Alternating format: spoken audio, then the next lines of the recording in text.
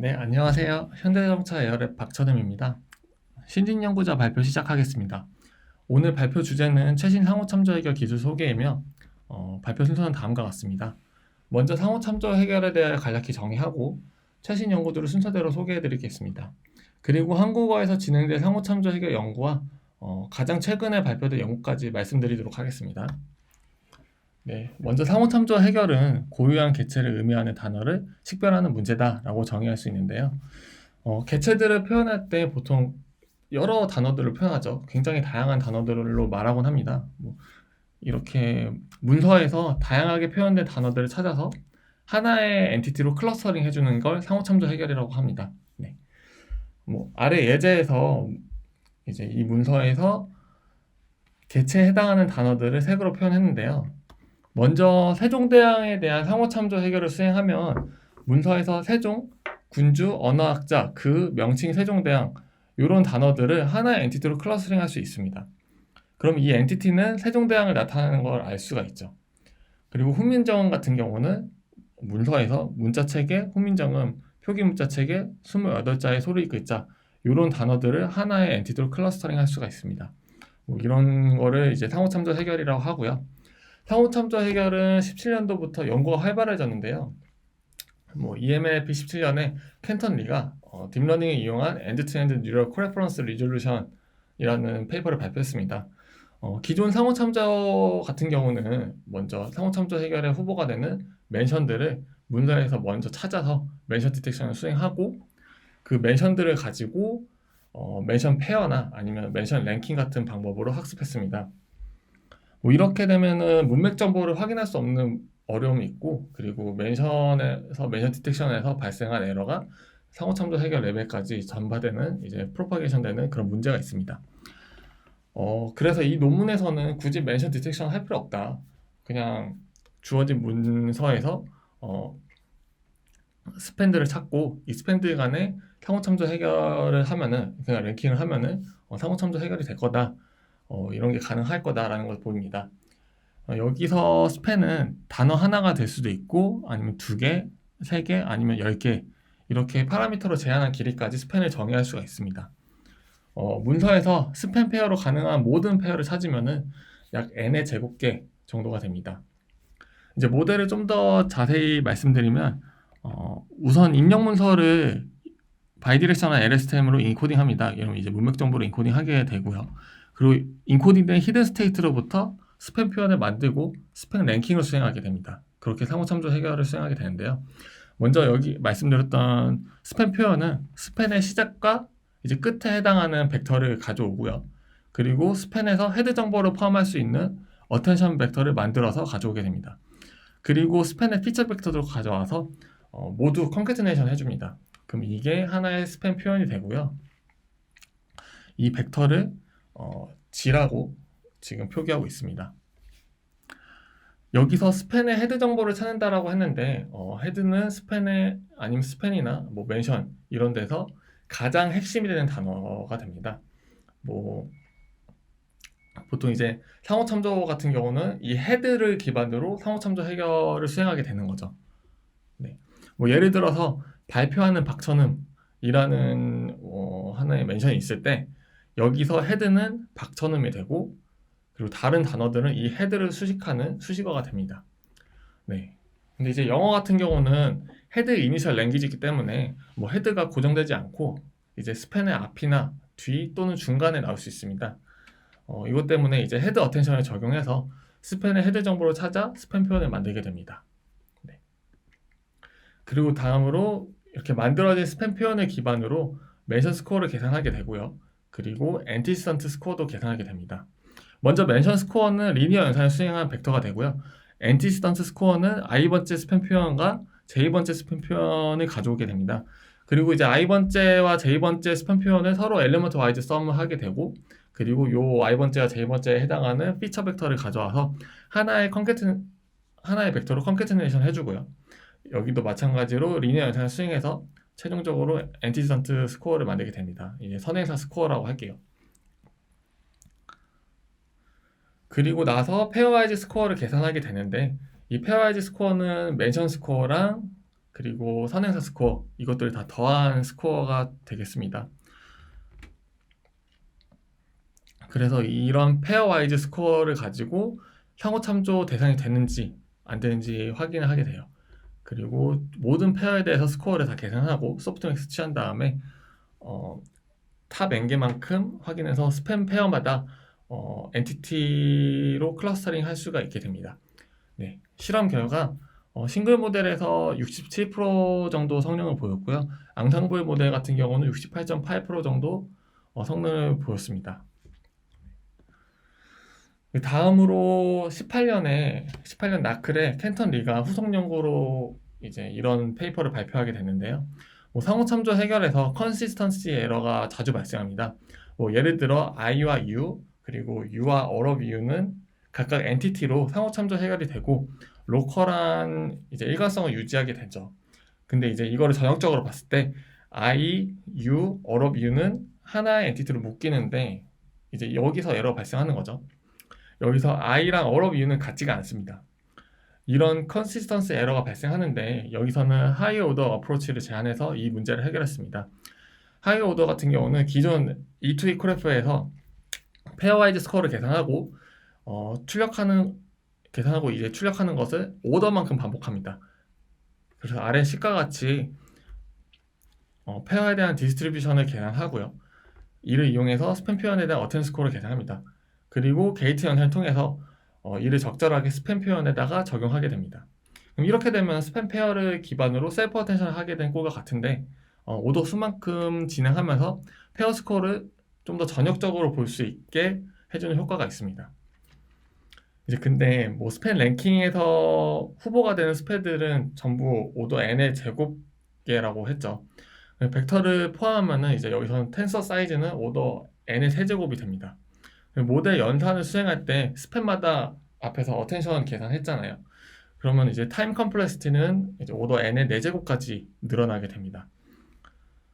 그렇기 때문에 여기서는 휴리스틱하게 프루닝을 적용하게 됐는데요. 스팸 페어 스코어를 계산할 때 너무 멀리 떨어진 스팸 말고 근처에 있는 스팸들만 이용해서 계산해도 충분히 상호 참조 해결을 수행할 수 있다라고 이제 실험을 통해 확인했습니다. 예를 들어 페어의 선행사 수를 250개에서 50개 정도, 근처 50개 정도만 보겠다 이렇게 줄여도 충분히 상호 참조 해결을 할 수 있더라라고 합니다.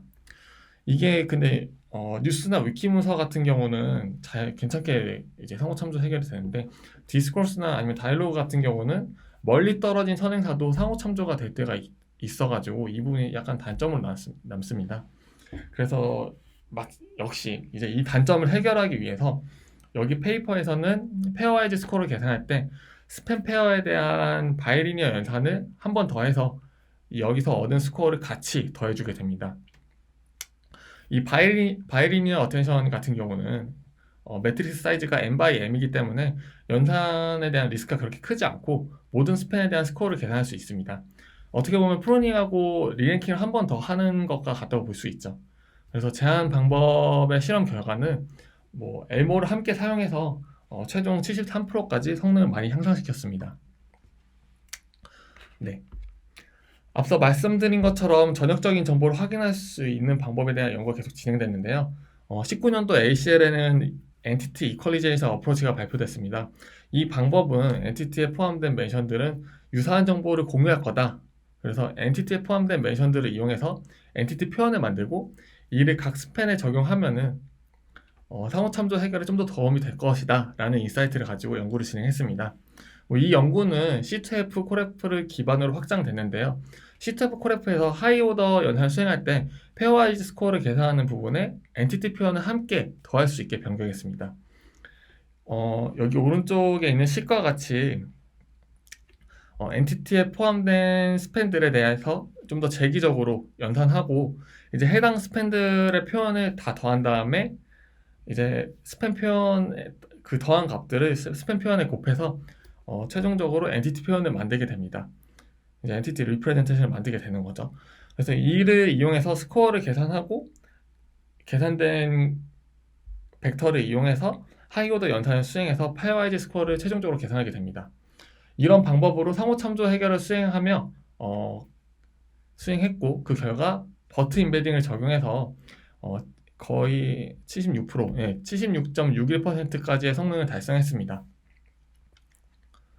네, 이후 ACL에는 콜F QA가 발표됐는데요. 퀘스천 앤서링에서 MRC 같은 경우는 주로 스팸 프레딕션으로 문제를 해결하죠. 네, 콜F QA도 여기 콜F QA에서도 상호 참조 해결도 MRC와 같이 스팸 프레딕션으로 포뮬레이션하는 방법을 제안했습니다. 이제 먼저 문서를 X로 정의하고 스팬을 쿼리 Q로 정의하고 페어가 되는 스팬을 answer A로 정의합니다. 여기 제안한 모델은 이제 멘션 프로포절 모듈이랑 멘션 링킹 모듈로 나누게 되는데요. 멘션 프로포절 모듈 같은 경우는 이전 방법들과 같이 모든 스팬에 대한 표현을 만들고 이를 이용해서 멘션 스코어를 계산합니다. 그리고 멘션 링킹 모듈에서는 해당 멘션이 포함된 문장을 가져와서 퀘스천으로 정의해요. 그래서 이제 해당 스팬이 어떤 문장에 포함되는지 그 문장을 가져와서 퀘스천을 정의하고요. 그리고 이 퀘스천이랑 문서랑 같이 연결해서 하나의 시퀀스로 만든 다음에 그 페어와이즈 스코어를 계산하게 됩니다. 여기서 퀘스천을 가져와서 센텐스를 가져와서 연산을 하게 되면은 기존에는 스팬 단위로만 연산했기 때문에 스팬 자체에 이제 문맥 정보를 포함하기 하는 게 조금 어려운 부분이 있었는데 이렇게 가져오면은 해당 스팬에 이제 그 센텐스 레벨의 문맥 정보를 좀 포함할 수가 있게 되는 거죠. 그렇게 해서 이제 엔티선스 스코어 계산하고 페어와이즈 스코어를 계산하게 되는데요. 아까 말씀드렸던 시퀀스 하나로 만들었죠. 이때 엔티선스 스코어 계산할 때 선행사가 여러 개잖아요. 그렇기 때문에 스팸 리프레젠테이션처럼 계산하기 위해서 BIO 태그로 출력하도록 합니다. 여기서 B에 해당하는 값부터 I가 끝나는 값까지 다 더해서 이 값을 하나의 선행사 스코어다 라고 이제 정의를 하고 스팸 랭킹과 같은 방법으로 페어와이즈 스코어를 계산해서 상호 참조 해결을 수행하게 됩니다. 네. 실험 결과 제한 방법은 스팸 버트 라지 모델에서 83.1%의 소타 성능을 보였습니다. 네. 그럼 영어에서는 지금 이 모델이 가장 좋은 성능이 되어 있고요. 그리고 한국어 같은 경우는 다음과 같은 연구가 진행됐는데요. 20년 EMS 파인딩스에 제출된 페이퍼입니다. 이 방법 같은 경우는 기존 스팸 랭킹 모델과 달리 포인터 네트워크를 이용해서 상호 참조 해결을 수행합니다. 네, 한국어는 헤드 파이너 특징을 가지게 되는데 이 헤드 파이너는 멘션이나 스팸 등에서 헤드가 항상 마지막에 나타나는 특징입니다. 이 논문에서는 그 특징을 이용해서 헤드들을 상호 참조 해결의 후보로 정의하고 포인터 네트워크로 참조되는 대상의 위치를 가리키도록 학습을 하게 됩니다. 스팸 랭킹 같은 경우는 타임 컴플렉시티가 이제 오더 n 4제곱으로 모델 속도가 굉장히 느린데요. 반면 이 모델 같은 경우는 오더 n 제곱으로 훨씬 적은 시간 복잡도를 가지게 됩니다. 네, 싱글 모델에서 성능이 낮은 점을 보완하기 위해서 앙상블 난리지 디스틸레이션을 수행하게 되는데요. 먼저 모델부터 설명드리면은 입력된 문서를 버트와 RNN 순서로 인코딩을 하게 돼요. 그 후에 이제 헤드 위치의 히든 스테이트를 추출해서 헤드 리스트를 만들게 되고요. 이 디코더 쪽에서 헤드 리스트를 가지고 셀프 어텐션을 수행하게 됩니다. 그렇게 되면은 약간 유사한 같이 링킹이 되는 이 헤드들끼리 약간 얼레먼트 스코어가 좀 더 집중적으로 만들어지게 되겠죠. 그리고 아웃풋 레이어에서 두 가지를 출력하게 되는데 먼저 상호 참조 해결되는 헤드 위치를 헤드에 대한 히든 스테이트와 함께 바이 어파인 스코어를 계산하게 되고요. 그리고 헤드의 멘션 시작 바운더를 찾기 위해서 입력 문서의 히든 스테이트와 함께 바이 어파인 스코어를 계산하게 됩니다. 네, 이렇게 이제 상호 참조 해결이랑 멘션 디텍션을 같이 학습하는 멀티태스크 러닝을 수행하게 되고요. 그리고 앙상블을 이용해서 이제 보통 성능을 많이 올리죠. 여러 모델을 사용해갖고 앙상블을 하게 되는데 이렇게 되면은 모델 사용하는 거에 비례해서 이제 인퍼런스 타임이 증가하게 되는 문제가 있습니다. 해당 연구에서는 싱글 모델의 성능이 좀 약간 약소하게 낮게 나왔는데 이렇게 성능을 좀 더 향상시키기 위해서 앙상블 난리지 디스틸레이션을 수행하게 됩니다. 이제 앙상블 난리지 디스틸레이션 같은 경우는 앙상블 모델로부터 생성된 디스트리뷰션을 티처 모델로 사용하게 되고요. 그리고 싱글 모델을 스튜던트 모델로 사용해서 스튜던트 모델을 학습하면서 티처 모델의 디스트리뷰션을 따라가게끔 학습하는 방법이 되겠습니다. 네. 그래서 실험 결과 싱글 모델 같은 경우는 66.2%의 성능을 보였고요. 앙상블 난리 디스틸레이션을 할 경우 66.9%까지 성능을 향상시킬 수 있었습니다. 그래서 한국어 같은 경우는 소타가 이제 스팸 버튼을 이용한 방법이 67%였는데 거의 근접한 성능을 보였죠. 그리고 여기서 제안한 방법이 그 스팸 버튼보다 거의 2배 정도 빠른 속도를 보였습니다. 네, 올해 나클에서 발표된 연구로는 외부 자원을 이용해서 문맥 표현을 좀 더 풍부하게 만들어서 상호 참조 해결을 수행하는 방법입니다. 여기서 사용한 리소스는 신택틱이나 시맥틱 정보가 되어 있고요. 신택틱 같은 경우는 디펜던시 파싱 트리를 사용하고 있고, 그리고 시메틱 같은 경우는 시메틱 롤 레이블링 SRL이라고 하는데 이 SRL 결과를 사용하게 됩니다. 네. 모델을 좀 더 자세히 살펴보면 입력된 문서는 스팸 버튼으로 인코딩해서 토큰 레벨의 히든 스테이트를 만들고요. 그 디펜던시 트리에 대한 신택틱 정보를 그래프 네트워크로 인코딩하게 됩니다. 그리고 SRL에 대한 시메틱 정보도 마찬가지로 그래프 네트워크로 인코딩하게 되는데 여기서 메시지 프로파게이션이라는 방법을 제안해서 이제 이 시메틱 정보를 인코딩할 때 총 4단계의 그래프 네트워크를 거치도록 합니다. 네. 메시지 프로파게이션 같은 경우는 먼저 시멘틱 정보 인코딩 할 때 토큰에 대한 히든 스테이트랑 아규먼트에 대한 히든 스테이트를 기반으로 그래프 어텐션 네트워크 연산을 하게 되고요. 그리고 이렇게 아규먼트 히든 스테이트를 생성하고 이 아규먼트 히든 스테이트랑 프레디킷 히든 스테이트에 대한 그래프 어텐션 네트워크를 수행하게 됩니다. 그럼 이제 새로운 프레디킷에 대한 히든 스테이트를 생성하게 되고요. 그럼 여기서 다시 내려와서 새로 생성된 프레디킷 히든 스테이트랑 새로 생성된 아규먼트 히든 스테이트 간의 그래프 어텐션 네트워크 연산을 수행합니다. 그래서 이제 아까 만들어진 아규먼트 히든 스테이트를 새로 갱신하게 되고 이 새로 갱신된 아규먼트 히든 스테이트랑 토큰 랩의 히든 스테이트 간의 그래프 어텐션 네트워크를 수행해서 토큰 랩의 히든 스테이트의 시메틱 정보를 좀 더 녹여내는 이런 작업이 수행됩니다. 그러고 나서 그 위에 있는 레이어가 어텐티브 인테그레이션 레이어가 되겠는데요. 여기서는 토큰 랩의 인코딩 히든 스테이트 기반으로 이제 앞서 계산한 신테틱, 시메틱 정보에 대한 히든 스테이트 그리고 이것들을 함께 게이트 레이어를 이용해서 신테틱과 시메틱 정보를 적절하게 토큰 랩의 히든 스테이트에 적용하도록 합니다. 그럼 여기서 이제 인테그레이션이 되고 그 이후에 이 히든 스테이트를 기반으로 스팸 표현을 추출하고 페어와이즈 스코어를 계산해서 상호 참조 해결에 대한 스팸 랭킹을 수행하게 됩니다. 네, 이런 식으로 이제 모델링 했고요. 그리고 이 페이퍼의 실험 결과 해당 논문에서 제안한 방법이 스팸 버튼만 사용할 때보다 약 1.5% 향상된 성능을 보였습니다.